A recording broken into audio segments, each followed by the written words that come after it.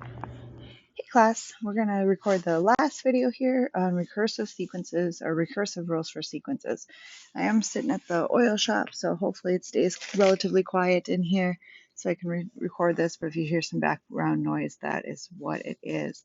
So recursive rules for sequences. We have been writing rules for geometric and arithmetic sequences, but we have been writing explicit rules. Explicit rules are useful when you want to find any term in the sequence. You can just pick like a sub 15 and you plug in 15, you find that term. And so those work really nice. Now recursive rules gives you the beginning terms and the equation tells you how to get to the terms in order. So the rule is like adding 3 or timesing by 2, and you can find the terms in the sequence in order. But if you wanted to find the 15th term, then you'd have to start at term 1 and go all the way to 15.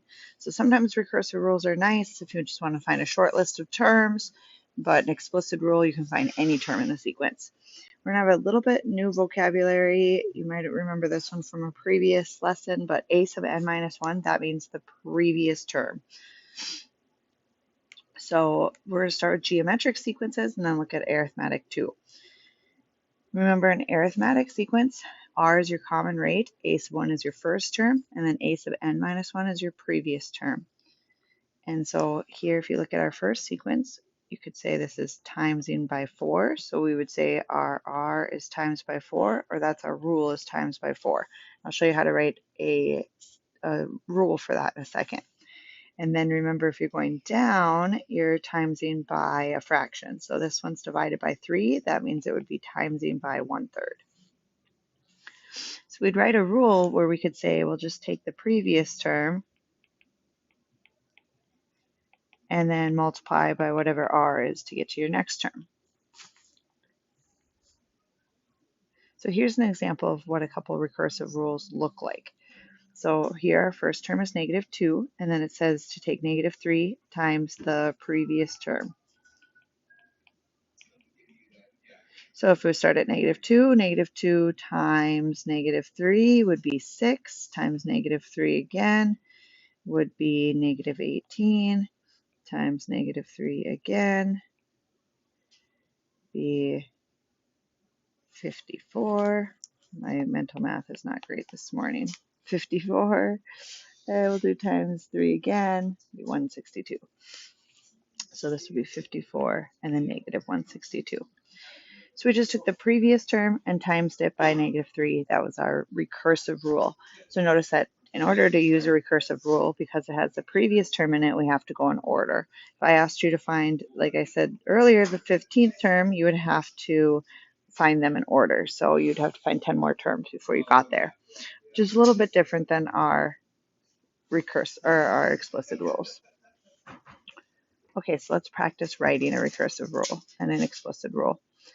So for an explicit rule for a geometric sequence, that is our a sub 1 times r to the n minus 1 power. So we have our first term is 4, so before our r is 0.2 to the n minus 1.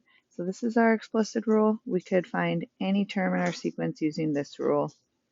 And our recursive rule, we have to tell you where to start. So a sub 1 equals 4. So it says that's your first term. And then after that, you find your next terms by taking your previous term times 0.2. And then that goes together. So the recursive rule has 2 parts because you have to tell me where to start and then what to do. So they look kind of similar, but recursive rule has 2 parts because you have to have that starting point. And then it's the previous term times your rate. Do it one more time. So an explicit rule would be our first term times 1/4 to the n minus 1 power. Recursive rule, you would say start at 5 and then take the previous term and then times it by 1/4. And that would be your recursive rule. Okay, for arithmetic sequences, it's similar, except for that. Remember, in arithmetic, those are sequences that are changing at a common difference, like adding or subtracting the same number every time. A sub 1 is still your first term. Remember, a sub 0 is the term before term 1, or your 0 term, and then a sub n minus 1 is going to be your previous term. So if you are looking at these sequences, you can see you're adding 4 every time. So that would be your rule to add 4. This one, 7 halves, 3 halves, negative 1 half, looks like you are subtracting 4 halves or minus 2 from each term. And so for arithmetic sequences, you would just take the previous term and you would add your D, your common difference, to get your next term. So let's take a look at what those look like. So here are a couple recursive rules. It tells you where to start. The first term is negative 2, and then you're taking the previous term minus 10. So you couldn't start down here and find the fifth term like you could in an explicit rule. You just plug in 5. But with a recursive rule, you have to start at term 1. So term 1 is negative 2. Minus 10 would be negative 12. Negative 22, negative 32, negative 42. So you have to go in order. You subtract 10 every time. So that's the difference, again, between recursive and explicit. Over here, we're starting at term 4, and then you add 5 every time. So 4 plus 5 is 9, plus 5 again, be 14, 19, 24. So you can find the terms in order very easily with a recursive rule, but they have to go in order. So for arithmetic sequences, an explicit rule is the AN, and you have DN plus A sub 0. So to write this rule, if your first term is 22 and D is minus 3, so you're minusing 3 every time. So here would be 19 and then 16.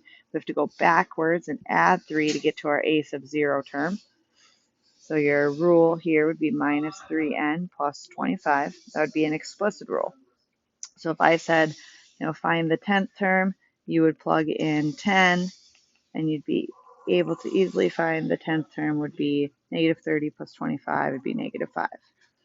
If you wanted the 10th term using the recursive rule, you'd have to say your first term is 22, and then any term after that is the previous term minus 3, and we got to the third term here. To find the 10th term, you'd have to keep going in order, minusing 3 all the way down until you got to negative 5. Okay, so if it doesn't say what type of sequence it is, you'll have to find the sequence. So you're looking for the pattern. So in this first one, we go from 66 to 33, then from 33 to 16.5. So we're dividing by 2 or multiplying by 1/2. So it'd be an arithmetic sequence.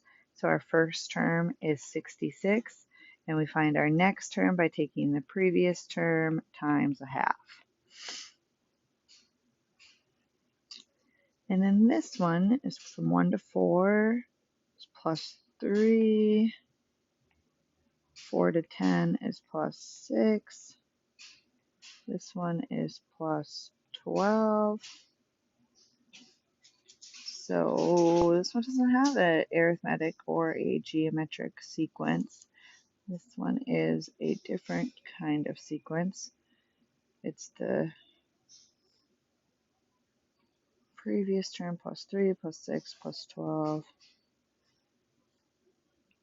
I'm guessing the next one would be plus 24. We'll have to figure out how to write this one. Come back to it. All right. Thanks for watching.